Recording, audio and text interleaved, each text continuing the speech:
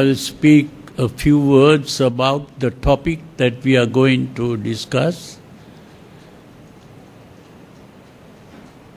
This topic is karma and rebirth. Karma and rebirth is a topic which is often believed to be an essential dogma of Buddhism. There are some who think that if you don't believe in karma and rebirth, you are not a Buddhist. So to become a Buddhist, we must believe in karma and rebirth. Most people think like that. And today, we are going to find out whether that is really a truth.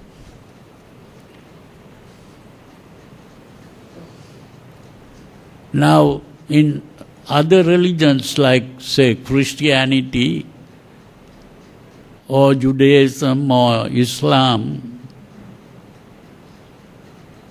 if you don't believe that this world was created by a God, then you are not a Christian or Jew or even a Muslim. So in a similar way, some people think that if you don't believe in karma and rebirth, you are not a Buddhist. So they think that karma and rebirth is necessary.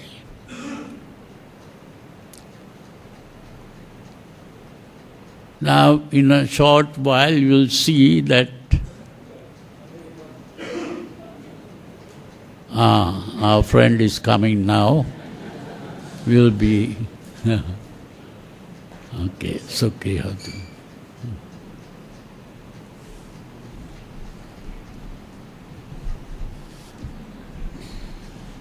I am so sorry. It's not me. It's Kuala Lumpur's horrible traffic jam.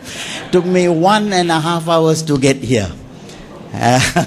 But apologies. But to begin with, I didn't think to see such a large crowd who was interested in death. Okay, Bhante, do we begin? Is somebody going to start? All that is done. Oh, all right. Thank you very much for the introduction. Bhante, what I would like to say is that I have 2 minutes to settle and start this terribly difficult topic. But I want to thank Buddhist Mahavihara and Sasana for giving me this tremendous honor, first of all, to be next to the Master. And that itself is an honor, but more to remember our late chief who made all this possible. Okay, the topic that we are going to discuss today is reincarnation Buddhist? Is there such a thing as reincarnation and everything that's connected with that? And Venerable has written this, I think, excellent book, which I hope you have all read. All right. So I'd like to start off by referring to this book, and then maybe we could ask questions. I would love it if the questions came direct from you, but I have already got about 30 questions just in case. Yeah, I'm very close to rebirth, so I've got lots of questions. Okay. All right. But to begin, I would like to start off by reading from a sutra that Venerable had included at the back of this book. And if I can find it, it goes something like this. Sabbasava Sutra in the Majjhima Nikaya. This is Reverend who has written this. He's put it at the back, but I think it'll be a lovely way to start off. So let me read it slowly. The uninstructed slowly, we shouldn't use that word slowly tonight. The uninstructed normal person, unskilled in the Dhamma things. Did I exist in the past? Did I not exist in the past? What was I in the past? How was I in the past? Having been what? To what did I change in the past? Will I exist in the future? Will I not exist in the future? What will I be in the future? How will I be in the future? Having been what? To what will I change in the future? He is also doubtful about the present and thinks, I am existing now. Am I not existing now? What am I? How am I? From where has this existence come? Where will this existence go? To one who thinks in these ways, one of 6 views arise. I have a self. I have no self. By self, I am aware of self. By self, I am aware of not self. By not self, I am aware of self. It is this self that speaks, that feels. It is this self that speaks, that feels and knows, that experiences now here, now there, the fruition of deeds that are good or that are bad. It is this self that is permanent, stable, eternal, not subject to change, that will stand firm unto the eternal. Now, if that's not enough to frighten you, I don't know what will. But having said that, because I think even though it's not put so clearly in your own minds, these are the concerns that we are all faced with. Do we have a self? Do we not have a self? Do we have a past, a present, and a future? So with that, maybe, Bhante, we could start off by asking you the first question, pre-existence and re-existence. You speak about pre-existence and re-existence.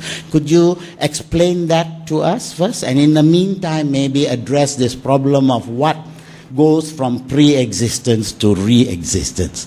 Bhante, please. Yes. When we talk about existence, I have a term for this. I call it existential thinking. Existential thinking because there is a philosophy in the West which is called existentialism. And according to this philosophy,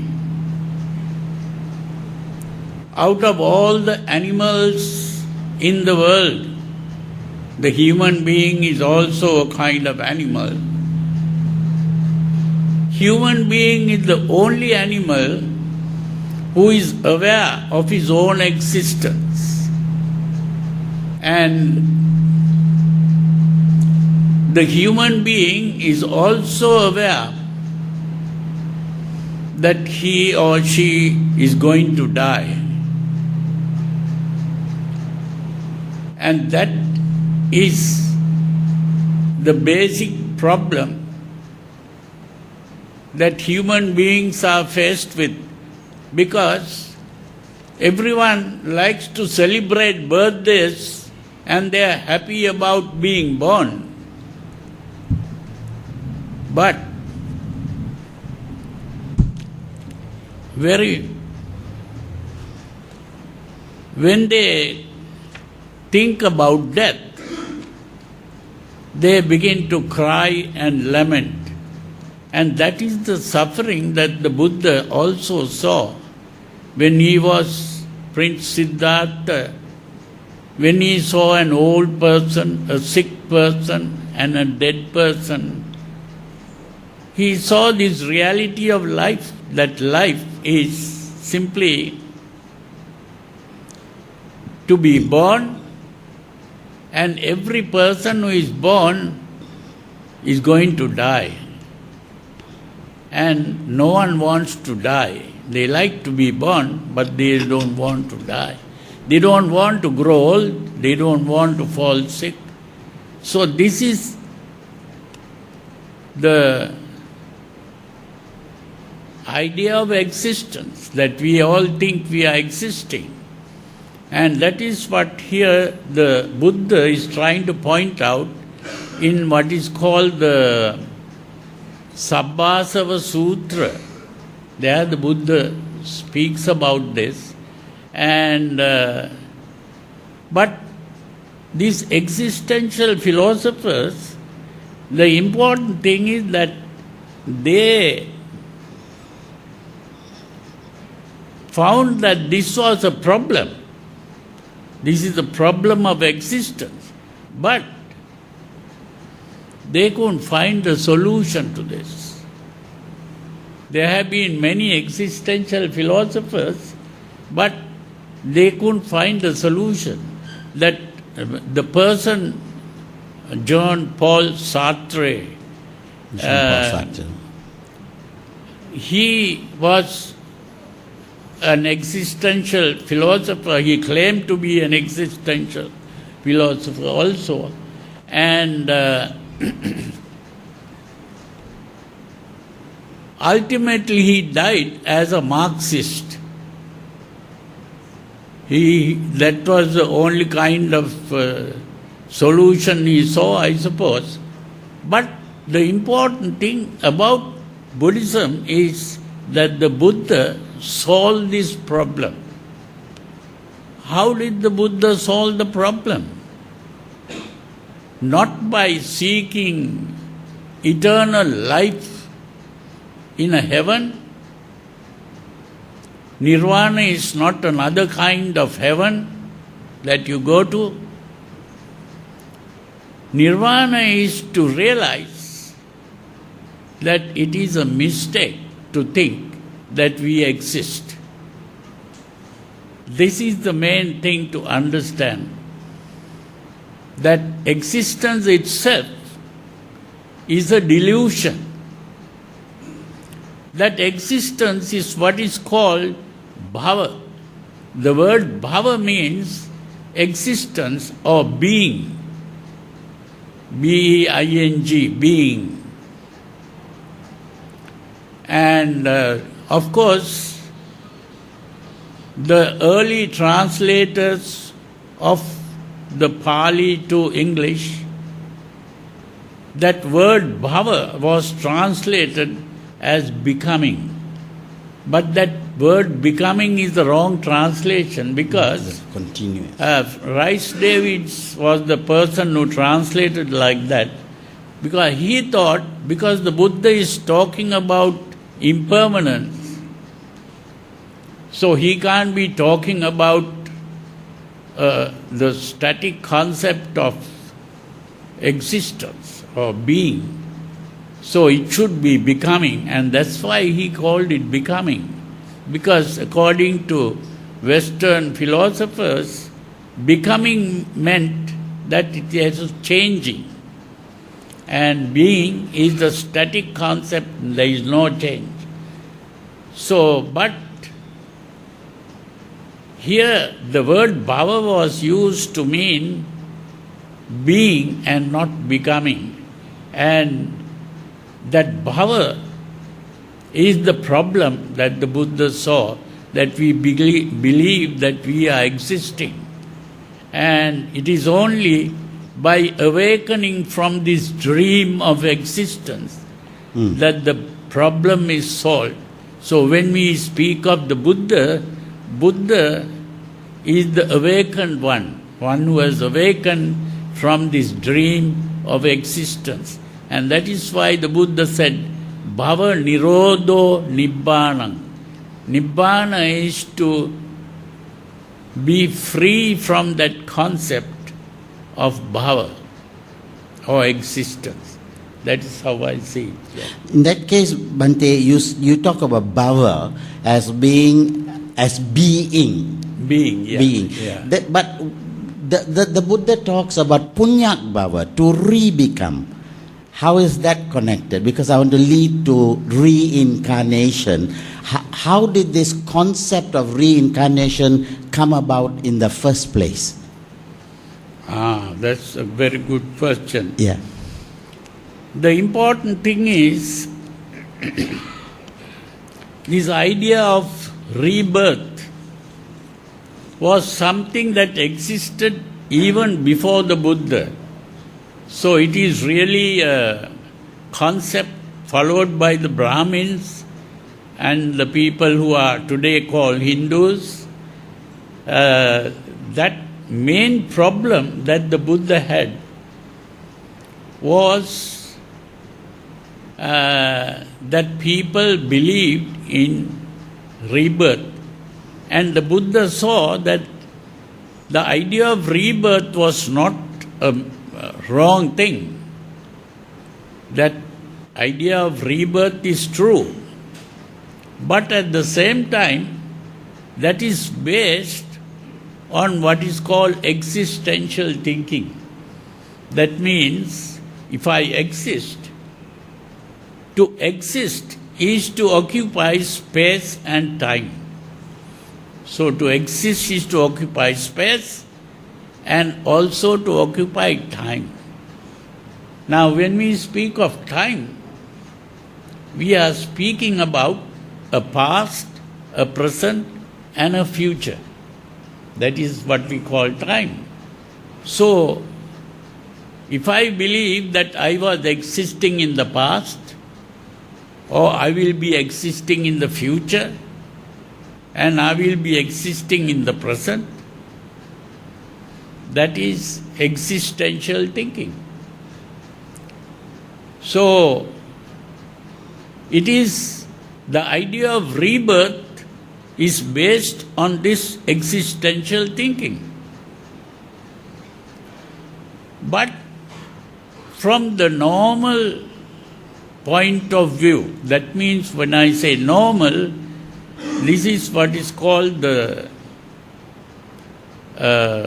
Sammuti Satya. Sammuti Satya and Paramartha Satya. There are two kinds of truths that the Buddha, the ordinary person's truth is Sammuti Satya. That means everyone agrees that I was living in the past, yesterday I was living, tomorrow I'll be living, and today I'll be living.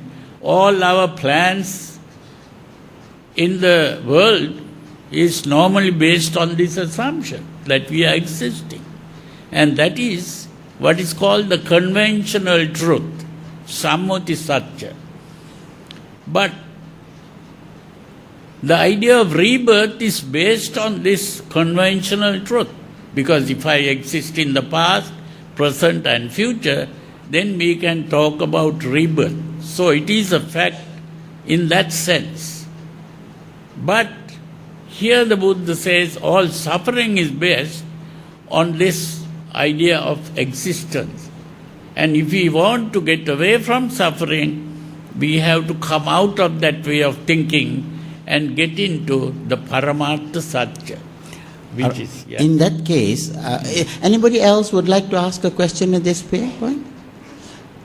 Okay, but Bhante, as you say, if you say that we only exist in our thinking and not in reality, and then you use the two words time and place. Okay, if that is all, then as some of the philosophers during the Buddha's time said, there is no such thing as karma. I mean, I can do bad or I can do good, and both of these are not real. So how does the teaching of karma fall in with what the Buddha says about rebirth? And this is all based on a history. Now that means I have been trying to find out the reason for this. And I had to study the history of Buddhism to find out this. Now, if we study the history of Buddhism, we will find that the real original teaching of the Buddha was there only for 100 years. Can you repeat that? Huh? Can you repeat that? The original teaching of the Buddha was only there for 100 years. Yeah. This is very important to understand because you see, immediately after the Buddha attained parinirvana or passed away or whatever we call it, they had what is called the first Council. convention. Yeah.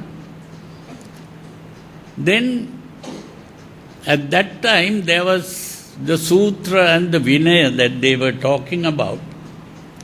And then after about 100 years, there was the second convention. And at that time, after the 100 years, what was this second convention about?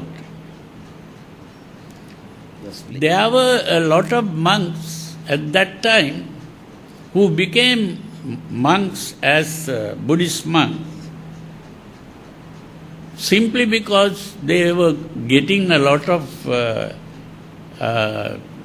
benefits, because the teachings of the Buddha became popular and people used to give gifts to the Maha Sangha.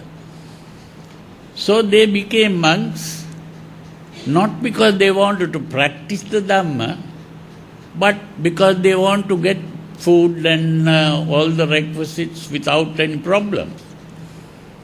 So the people, most of the monks who were newcomers to the Sangha like that, they wanted to break some of the rules and they wanted to make the rules easy. And they said they want to break the rules, which is to modify the rules. And the senior monks, who were really, some of them were disciples of Venerable Ananda, who was with the Buddha, who was an Arahant at that time. But some of these were even Arahants, but some were very serious people who practiced the Dhamma. They said, no, we can't break the rules. We can't modify the rules. We must maintain the rules. Then these monks said, okay, in that case, we'll have a vote. We must vote. And then they said, okay, then we'll vote. And ultimately they voted. Who won the vote? Majority. The people who wanted to break the rules won the vote because they were majority. So the Theras who didn't want to break the rules said, okay, then you continue that. We are going to separate. So the Theras became the Theravadins and the others became the Mahasangika. So the Mahasangikas began to break the rules, but there was a problem. Even if they broke the rules, the laymen are the people who are giving all the gifts. So when the laymen start giving the gifts, they will think, oh, these are the people who wanted to break the rules. Why should we give gifts to these people? So there was a wise monk among these people who were intelligent enough to find a good answer. So they said, we'll talk to the layman. And this, he His name was Maha. So he said, okay, we'll explain why we want to break the rules. Why do these senior monks want to break the rules? Sorry. Why do these, they want to preserve the rules? Because they want to become arahants. So to become arahants, who are arahants? Arahants are the perfected disciples who have attained nirvana. Then he said, we don't want to become arahants. Our purpose is not to become arahants. These are the those senior monks. The majority said we don't want to become. The majority said we don't want arahanta. The majority said we don't want to become arahants. We want to become Buddhists. So when they said we want to become Buddhists, those people thought, becoming a Buddha is greater than becoming an arahant. So why don't we support them then? And they didn't understand what is becoming a Buddha. They only thought of becoming a Buddha. And then they said, in order to become arahants, you have to practice the Vinaya rules. That is true. But to become Buddhas, we only have to practice the paramitas. The layman didn't realize that practicing paramitas is more difficult than practicing the Vinaya rules. And if these people can't practice Vinaya rules, how can they practice the paramitas, which is sacrificing their lives and giving gifts of lives? They didn't understand that, but they began to support, and that is how what is called Mahayana started. So when the Mahayana started, those people who were now not very familiar with the teachings of the Buddha, they started talking about karma and rebirth. That was an idea that was already there. That is how the idea of karma and rebirth got into this whole thing. So are you saying that this karma and rebirth is alien to Buddhist teaching? No, I am not saying that it is alien, because even during the time of the Buddha, there are even sutras where some people who believed in rebirth came to the Buddha and asked, tell us how to live a good life in the future, and how to be happy in the future, and how to be happy in the present. So the Buddha explained, if you do good deeds in the present, you will be born in a good situation in the future. So in other words, he based his whole teaching in that way, but for those who are not progressing to a higher level, they are only the layman. Normally for the layman, the idea of karma and rebirth can be used. And so they lead a good life and they will be reborn in a good situation. But if a person wants to attain nirvana, he has to give up the idea of karma and rebirth. And he has to give up thinking in terms of past, present and future. This is the point there. So all of this is conventional teaching. Yeah, conventional. So you have to go beyond that. And there is this very interesting verse that very often the monks, when they preach, they mention. That is that when the Buddha became a Buddha, awakened one, he is supposed to have said in 2 verses, Aneka jati sansarang saddha vissang anibvisang gahakarakang gave santo dukkha jati punappunam. That is the first verse. What does it mean? Yeah. Now what that means is, I have been traveling in this sansara, an infinite number of lives. I have been traveling, but I have been searching for the creator of the world.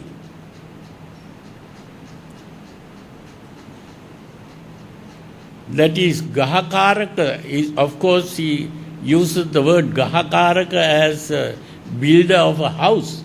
He is not talking about the builder of the house. He is talking about the creator of the world.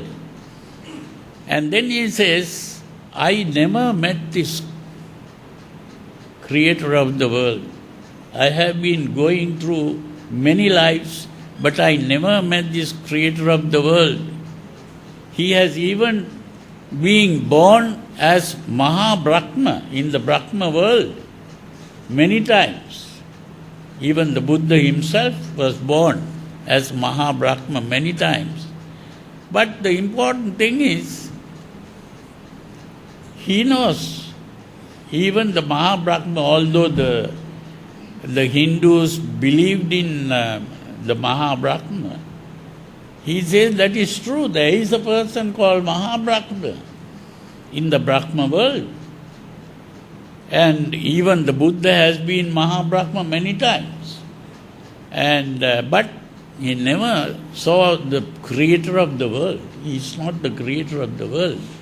And then, in the second verse, he says, Gahakaraka dittosi. I have seen you, Creator. In the second verse, he says, Punagehang nakahasi. You will not create anymore.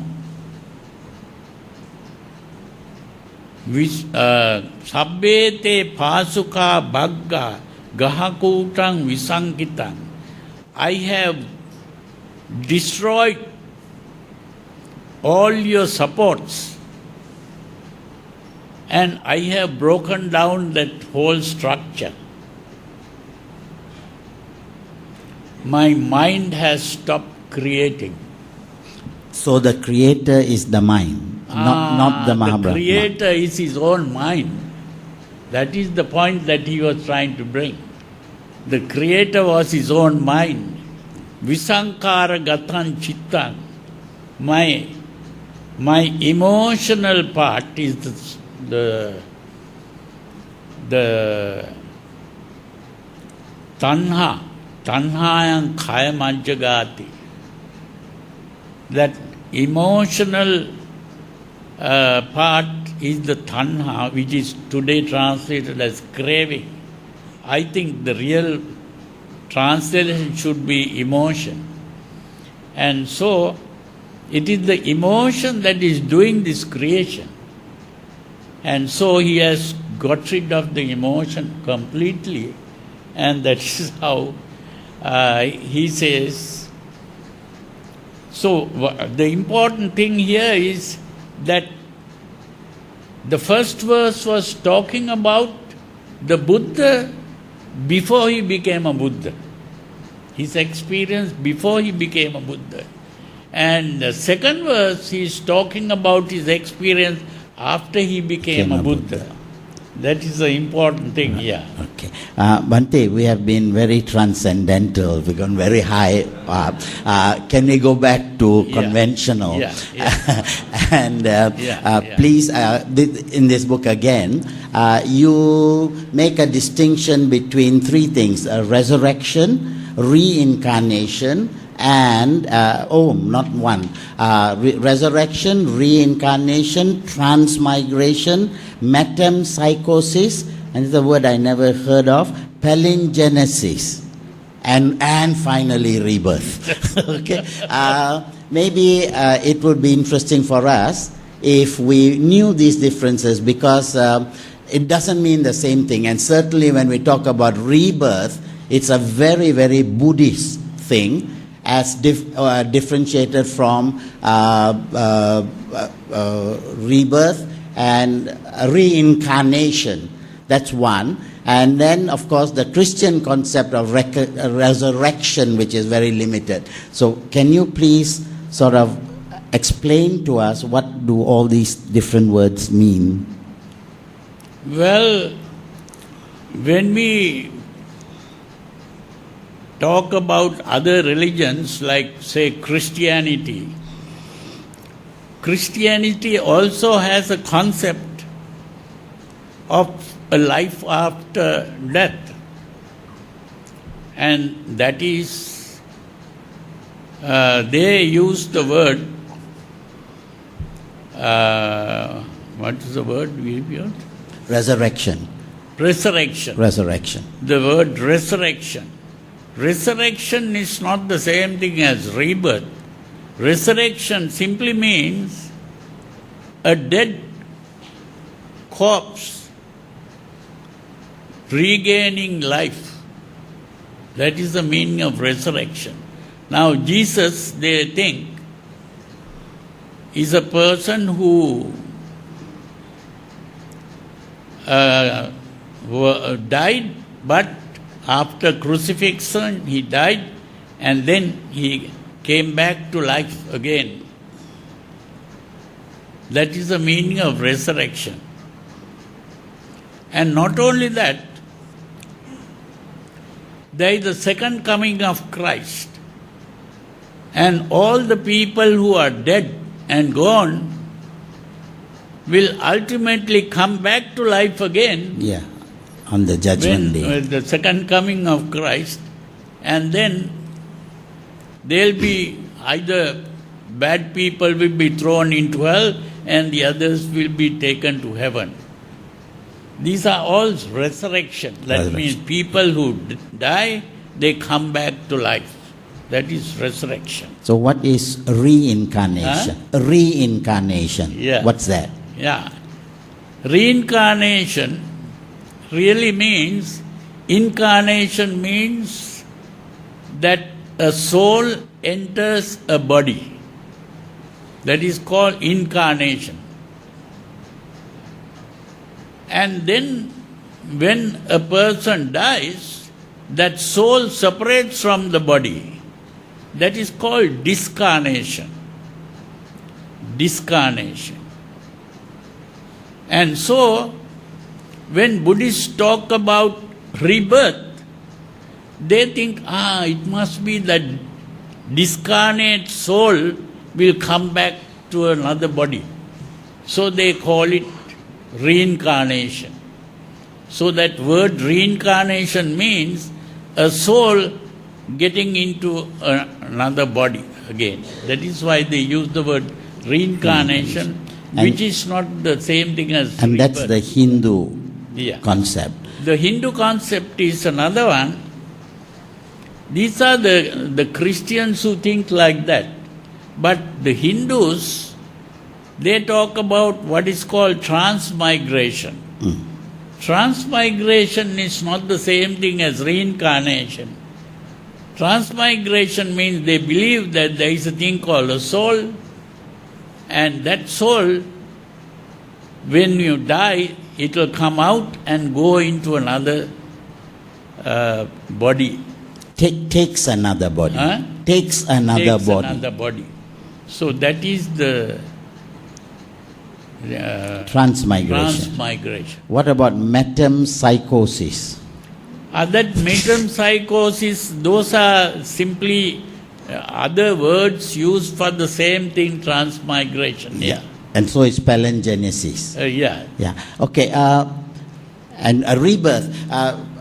Rebirth, of course, is very, very different from all of these. Yeah. Can you please explain the concept that which dies is not that which is reborn? Nacha so, nacha no. Can you please explain that?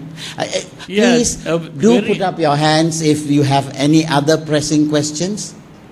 Not like question like what time we're going to stop. That's a different question. But please do. I would love to have this as a two-way thing. Okay, please. No, let Bhante answer this question about Nacha so, Nacha no, and then we will ask you. Okay? Yeah. There's a question coming up afterwards. The important thing is that during the time of the Buddha, people didn't know much about the world. Now today, those who study science, physics, chemistry, biology and things like that, they know things like electricity, magnetism, electromagnetic waves and all kinds of things. Those days, during the time of the Buddha, people didn't know about these things. So the Buddha is not able to explain how things happened. But today, if you study science, you begin to understand that everything that is happening in the world is nothing but electromagnetic waves and things like that going on. Energy. And not only that, even our brain is working electrically. Our body is working electrically. So, it is very clear that today they have even instruments to detect the mind waves that come out. So, the point here is that every emotion that we are having is an electrical impulse, and it can be detected by instruments. So when we have a certain emotion at the moment of death, that will be produced outside as a wave. And so that emotional excitement is carried in the form of a kind of electromagnetic wave which can be received like radio or even television transmission. Now, when we talk about television, we see a picture and that same picture will appear in another television somewhere else. How is that? Did the picture travel in the air like that? No. What traveled was simply there was no real traveling. Even in a wave, there is no real traveling. So, in this electromagnetic wave carries the thing, and then another place, that same picture comes up. Then why does it have to take form? If at the moment of death I have an electrical impulse, okay? Then that impulse moves on, but why does it have to take a rebirth? Why doesn't it just stay as energy? No. The energy will go, but if there is another television, only we must have a television set to receive that. So this television set is father and mother, is it? Huh? This television set is father and mother. Is it because at the moment of death... You are talking about the father and mother problem. I'll tell you what that is. I'm talking about television. No, the important thing is this. Most people, they don't know what is really happening. The sperm and ovum uniting, that is not the moment the rebirth takes place. That is very important to understand that. The sperm and ovum uniting produces a thing called a zygote. That zygote gradually develops into what is called the fetus, and it gradually produces the body. And when the body is produced, then a nervous system comes up. And with the coming of the nervous system, a brain comes up. It's only at that point. Only at that point, Right. the TV is ready to receive. So nothing to do with father and mother. No. Okay, all right. That's how it happens. Oh, thank you. Yeah. I think the Muslims have a similar idea and similar. They talk about ensoulment, that the soul only comes after 3 months.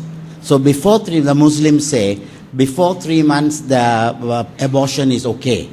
But ensoulment only takes place 3 months. But we say it's only when the brain begins to function. That is really about 6 months. 6 months. The brain is ready only about 6 months. So abortion is okay before that?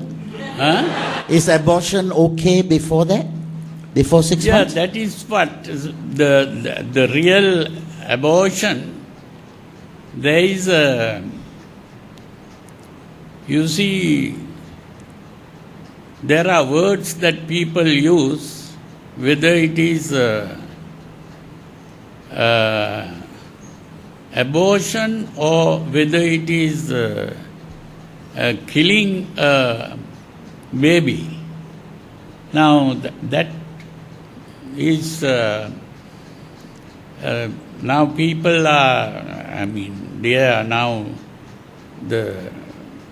doing research on this, and they find that the real baby is after about 6 months. 6 months, that's very yeah. late, right? I thought much earlier. Yeah. Okay, thank you. Sister, would you like to use the mic? I think everybody would like to hear the question. Yes, that mic.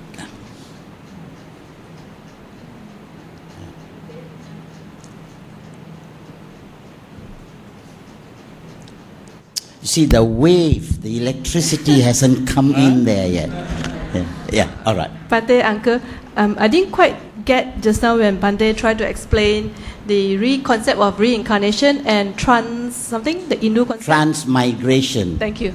Transmigration. She wants a re-explanation of what is transmigration. I see. Transmigration is simply the people who believe that there is a thing called a soul, and the soul comes out of the body at the time of death, and this soul enters another body immediately. The soul doesn't stay somewhere else and then later choose. So it's goes immediate. Directly to the other body. Yeah, because some cultures believe that when somebody dies, the soul goes and stays in the stars or the moon until it's time to come back. Yeah, some North American tribes believe this. But here transmigration is from death to the next life. Yeah. No waiting period. Yeah. Transmigration. Thank you, I didn't know that. The reincarnation is that the soul, discarnate soul, remains without a body. Here it's not like that. Yeah. Yes. Just now we were talking about emotions, right? Like created electromagnetic wave or something. So based on Western scientific research, is that about when they're researching about paranormal activities, right? They always use about electromagnetic field. And one of them, I read a book also, they said that why are there hauntings in certain places, especially in places where gruesome death happens. They said it's because of when a person dies. Sorry, I missed one word. Did you say where is there politics in certain places? No, gruesome murders. No, before that you said hauntings. So I thought you said politics about the same thing. So, all right. So when it comes to hauntings, right? I read they said that when a person who dies in a very big emotional distress, like they got murdered on the spot or they got in the accident, so that their mind wave remains there at that time. So when people walk past by there, they feel something uneasy, and then that creates illusions, and that they call it as a ghost. But in the Buddha's view or the Buddhism view, what do you can say about ghosts? Is it correlated with the scientific research in the? Lovely question, Bhante. Did you get the question? Question was. I didn't hear it properly. Yeah. the question is, you talked about emotions and you talked about electricity moving on. Now, in the case of a very gruesome, very tragic death, there was so much of negative emotions at the death that it remains in that place. And people can sense that. All right, and that's what they call ghost. What is your take on ghosts? Do ghosts exist? Can they disturb us? And this is a good month to talk about that.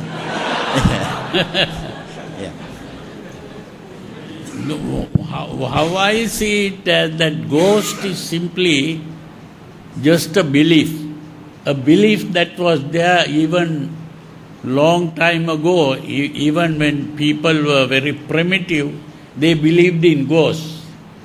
So there are no real ghosts. There are only a person could be reborn in a spirit world. I am only using that word spirit in a non-form. It's not existence. like a human or even animal form. It's invisible to the human beings.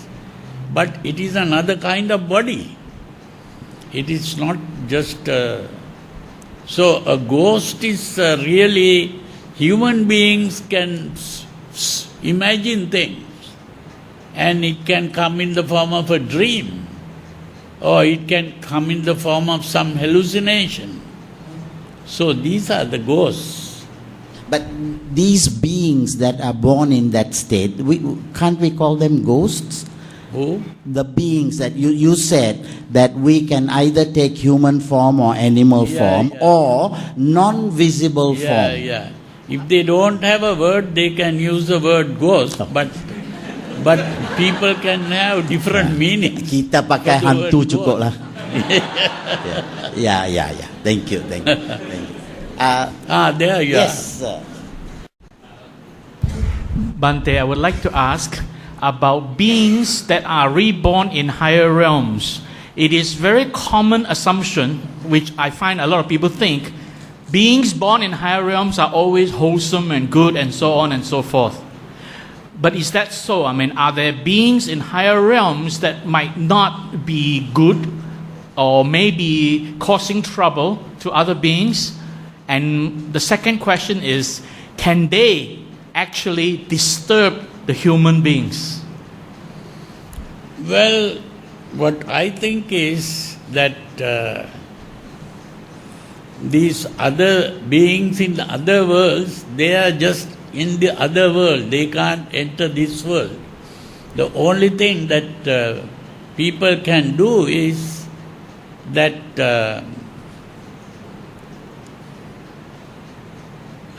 they can communicate with human beings in certain ways.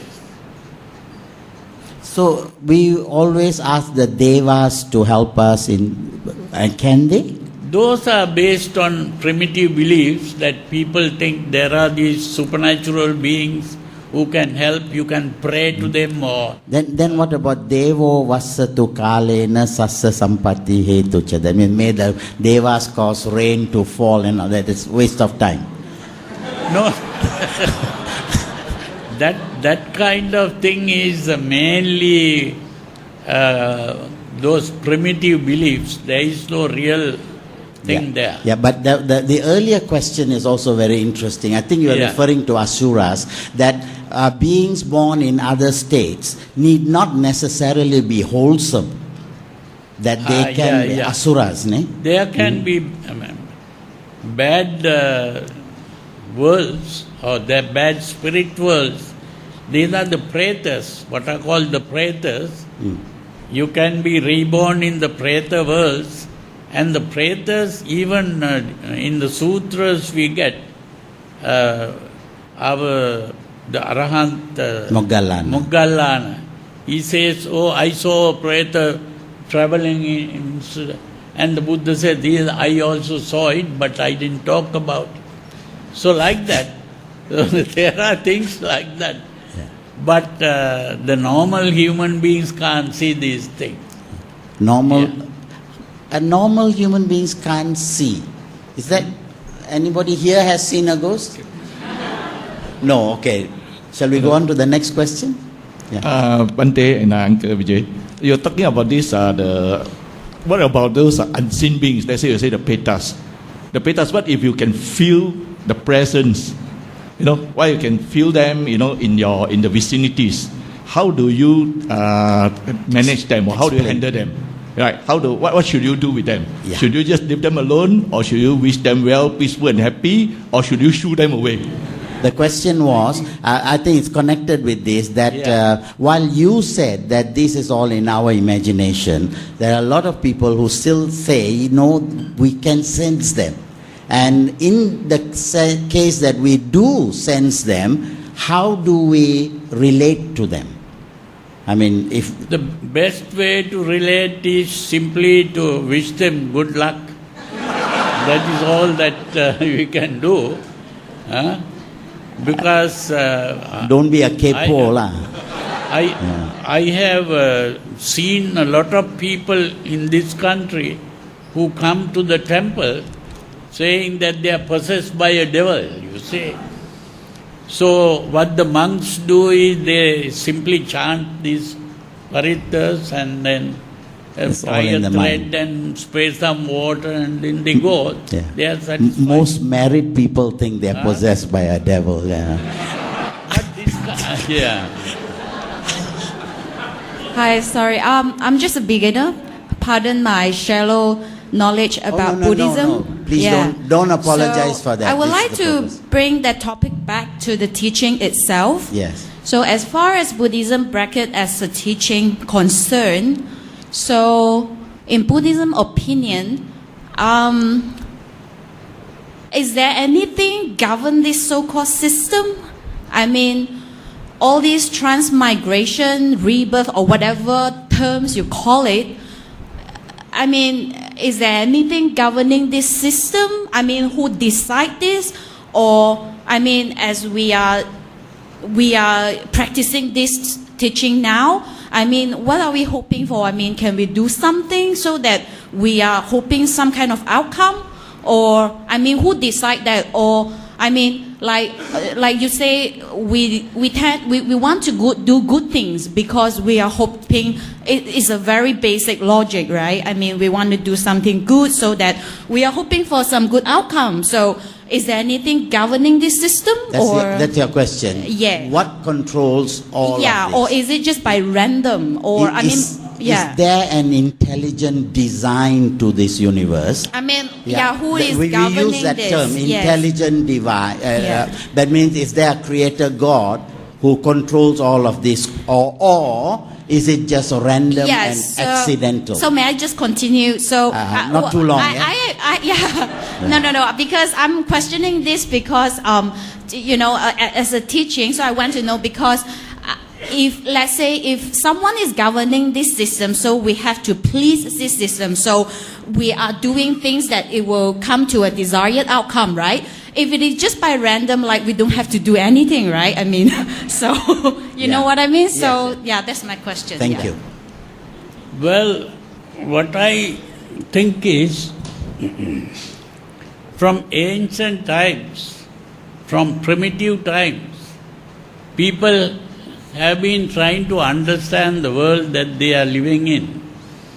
And they have they imagine all kinds of things, and people begin to talk about gods who are controlling the world, to whom you can pray and get help.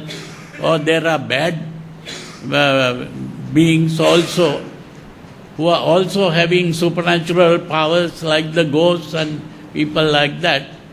And they will be doing bad things. These are only beliefs. But the important thing is, as a human being, there are two problems. Every human being born in this world has two problems. One problem is what is called the insecurity of life. The insecurity is simply that every person who is born has to die. And that death is not only for old people, even young children can die. Huh? Yes. And we cannot predict the time of death. So we can die at any moment. So that is the basic fear that people have. And it is this insecurity of life that started this thing called religion. That religion means the people in every culture or community, they have found a method of thinking of an invisible being who is having all powers. No one has seen this God or the devil or anyone. They only have images. They have statues or pictures or things like that. Sometimes they even started believing in trees and worshipping trees and mountains and things like that. So this is simply the insecurity of life that wants some kind of supernatural being to help. That is one problem. The other problem is that all human beings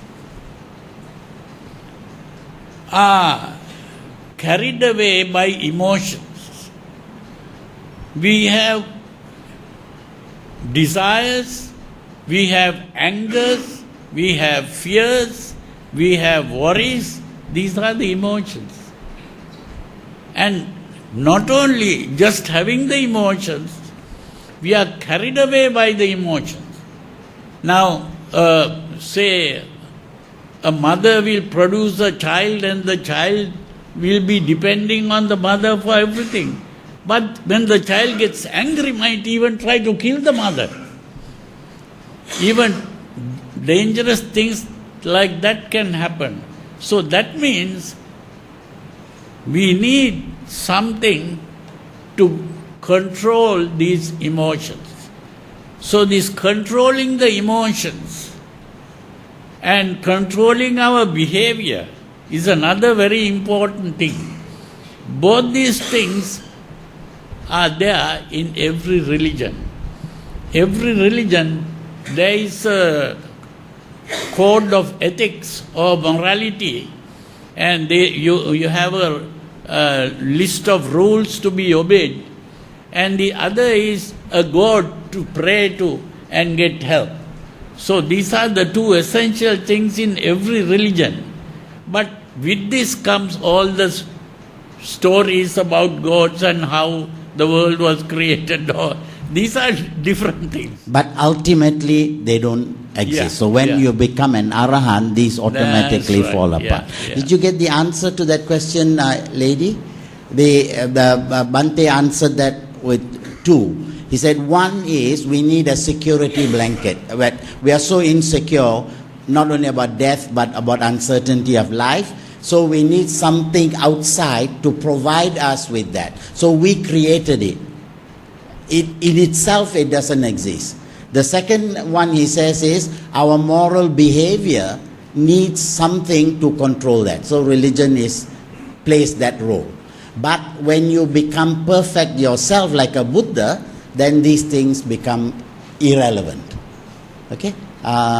So many questions. Okay. If I understand it correctly, having the thought that we exist, existential thinking is not the right view. Do we need existential thinking to actually learn or eventually understand that we do not exist? That's my first question. Second question is, you mentioned earlier that Theravadian and Mahayana, they believe in slightly different things. And if we were to bring Nibbana and karma and rebirth together, there is, as I understand, a conflict. We can't actually put them together because one is, I guess, properties of one teaching and the other is another one. So when I read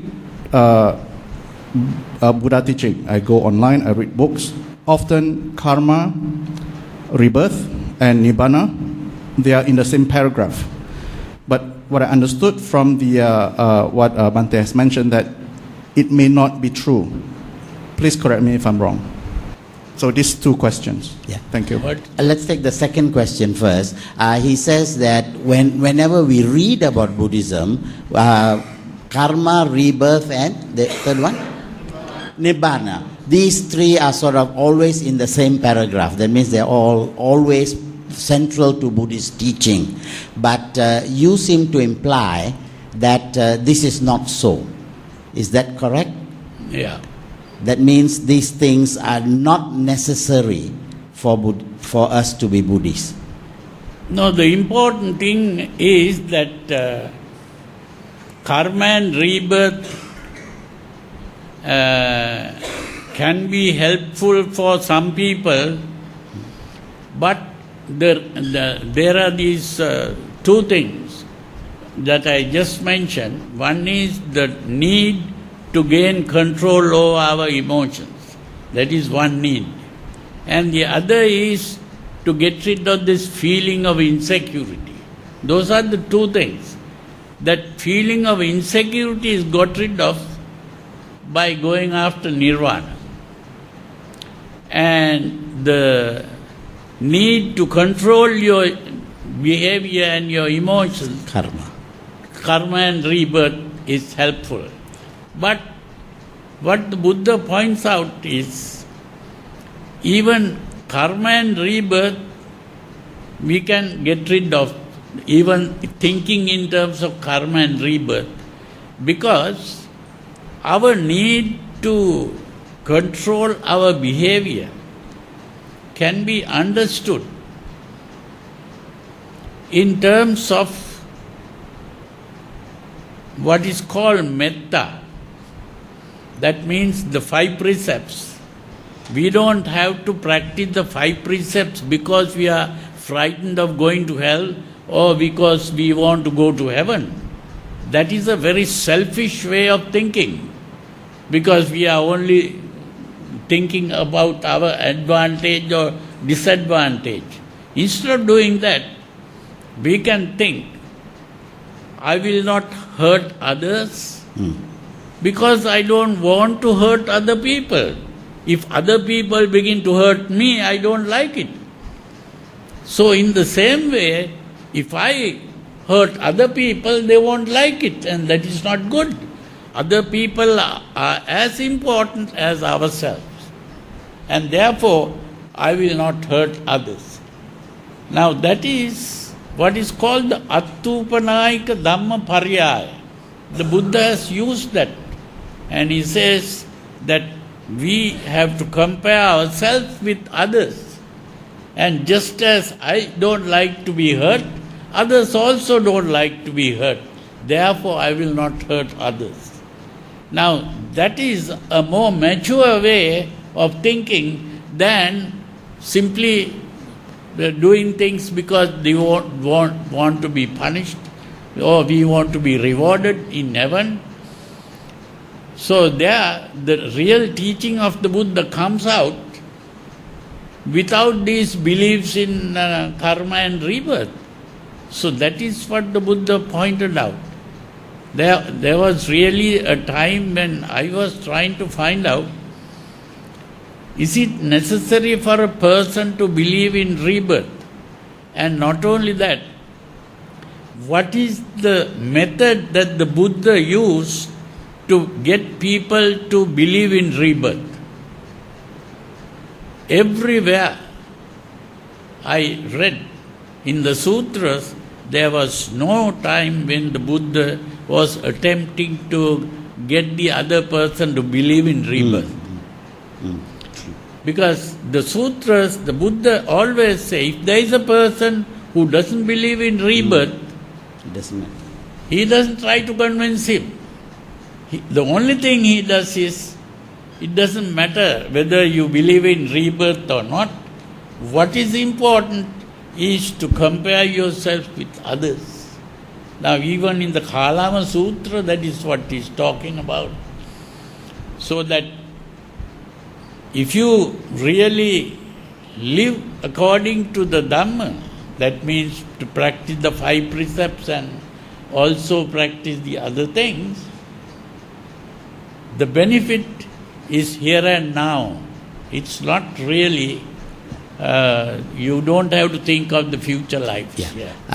Maybe what the way Bhante was explaining is, we are on this side of the river. On this side of the river, we need all these skillful means. Yeah, but once we have crossed the river, we don't need that raft to take us across. So what Bhante is talking about is on the other side, when you are on your own, then you don't need all these terms. But for now, you need the terms, just to help you to get across. But they are not central, essential to the holy life. Okay? This was so complicated, I forgot the first question. But we will give, we need to exist. We need a thinker to think. Is that the question? Do we need a thinker to think? Existentialism. No, this is another kind of question where we have to get into a different way of thinking. The important thing is we have to understand that we have no thing called a mind. We only have a thing called a body. And what we call the mind, the Buddha used 3 words to refer to what is called the mind. Chitta, Mano and Vijnana. These are the 3 things. And if we examine what these 3 things are, these are 3 activities of the body. There are 3 activities of the body that we refer to as mind. One is Vijnana. Vijnana simply means that we have in this body 5 senses: the eyes, the ears, the nose, the tongue, and the body itself. These senses, when stimulated by the environment, the senses react to that stimulus. That reaction is what is called Vijnana. Chakku Vijnana, the eye reacting. Sota Vijnana, the ear reacting. Gana Vijnana, nose reacting. Jivha Vijnana, tongue reacting. And Kaya Vijnana, the body reacting. That reaction is the main thing that we call Vijnana. Today it is translated as consciousness, which is not correct. It is really perception, not consciousness. Perception. Now, during the time of the Buddha, someone came and asked the Buddha a question. We have these 5 senses, and each sense will give different information. The eye, the information we get from the eye is different from the information we get from the ear. It is a sound. And nose gives another kind of information. The tongue gives another kind of information. Now these different informations, they are different. But we mix these things together. Where does that mixing come? Where do they unite? In the mind. Then the Buddha said, Mano. Mano is the place. And today, if we use the modern scientific thinking, all these information going from the senses go to the brain. And the brain begins to do the thinking. Put that information together and compare it with the past experiences and gives a meaning.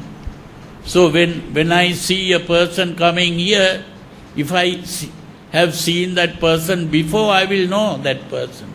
Or if I don't, at least I will see whether it is a man or a woman, or whatever it is. Yes. So the meaning is given by the thinking part, which is mano, which is the activity of the brain. There is no thinker as a separate person. It is the brain, and there is a part of the brain called the cerebrum or the cerebral cortex, which is doing the thinking. And mano really is not another person there or anything, but the body itself. The brain is a part of the body. So that if you cut off somebody's head, the brain is there, but there's no mind. It stops. And then the other thing is, once you have given a meaning to what you saw, an emotion is aroused. That means you like that thing that you saw, or you hate that, or you are frightened of that, or you are worried about that. These are the emotions. And that emotional part is what the Buddha called chitta. So chitta is the emotional part, and according to the emotion that is aroused, an action takes place in the form of speech or behavior. And that is what is called karma. Karma is the action that goes. And the action can also have results, which may be, if you become angry and you begin to fight with people, other people might fight with you also. Or you might be taken to prison. These are the effects. Yeah. So those are the consequences of the action. So that is the vipaka. So all these things are just the body doing these things. There is no person or any mind as a separate thing that is doing anything. So there's no thinker to do the thinking, so don't think. I think that, the time, my eye senses tell me that we have come to 9:35, and my recognition tells me that it's time to stop. And I think it's a good time to say thank you. One more question, boss says, one more question. One. Which one? My goodness. Lot of Which questions. Which one? Okay, he's already come to the, all right. We as a Buddhist, right now in front, we are actually reciting, chanting Buddha right in front of the statue, this kind of thing, right? To other religion, we are actually looking at a devil worship. What is the significance of a Buddha statue when you chant and do prayer and that kind of thing? That's my question. Very basic question. You should come for a talk on Buddhist rituals. But Bhante, the question was, what is the significance of images and chanting and rituals generally? Is that the question? What's the point of it all? No, that is a very important part of the practice of Buddhism, because that is what is called the devotional part. Now, devotion really means the human mind. Now they have modern writers on the minds. They are talking about what is called cybernetics. There is a word now here also, this cybernetics is being used. Yes. And that is comparing the mind to the computer.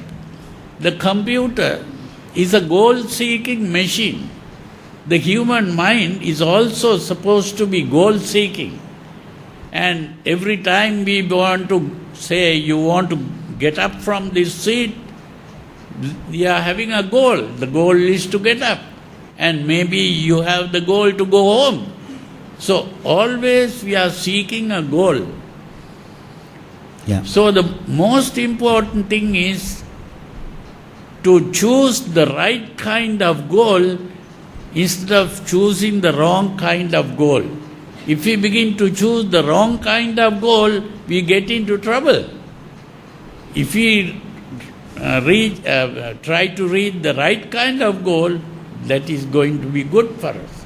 So this is why the most important thing in the practice of the teachings of the Buddha is to reach the proper goal.